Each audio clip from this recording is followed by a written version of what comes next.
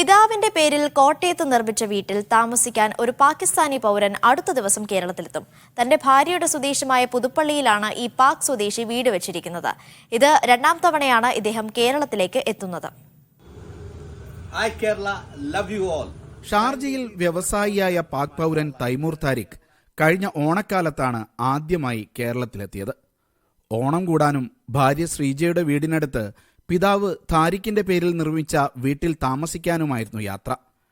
പക്ഷേ അന്ന് പുതുപ്പള്ളി ഉപതെരഞ്ഞെടുപ്പ് വില്ലനായി. തെരഞ്ഞെടുപ്പ് കാലമായതിനാൽ പുതുപ്പള്ളിയിലേക്ക് യാത്ര ചെയ്യാൻ അധികൃതർ ഇദ്ദേഹത്തിന് അനുമതി നൽകിയില്ല.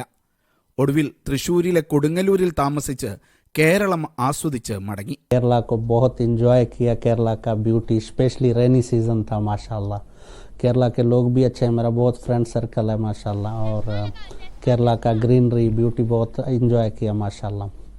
अभी मेरा सेकंड वीज़ा का रीज़न यही है कि मैं वाइफ का घर जाएगा, हमारा घर जाएगा.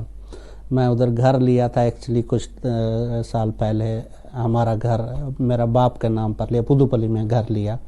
നീണ്ട വിസ നടപടികൾ പൂർത്തിയാക്കി ഈ മാസം 29-ന് തൈമൂർ വീണ്ടും കേരളത്തിലേക്ക് തിരിക്കും. താരിഖ് മൻസിലിൽ കുടുംബത്തോടൊപ്പം താമസിക്കും. ടിക്ടോക്ക് അടക്കം സാമൂഹിക മാധ്യമങ്ങളിൽ സജീവമാണ് പാകിസ്ഥാനിയായ തൈമൂർ താരിഖും ഭാര്യ ശ്രീജ ഗോപാലും. വർഷങ്ങൾ നീണ്ട പ്രണയത്തിനൊടുവിൽ 2018-ലാണ് ഈ പാക് മലയാളി ജോഡികൾ വിവാഹിതരായത്. ആദ്യമായി വീട്ടിലെത്തുന്ന പാകിസ്ഥാനി മരുമകനെ സ്വീകരിക്കാനുള്ള തയ്യാറെടുപ്പിലാണ് പുതുപ്പള്ളിയിലെ ബന്ധുക്കൾ. Media 1 Ajman.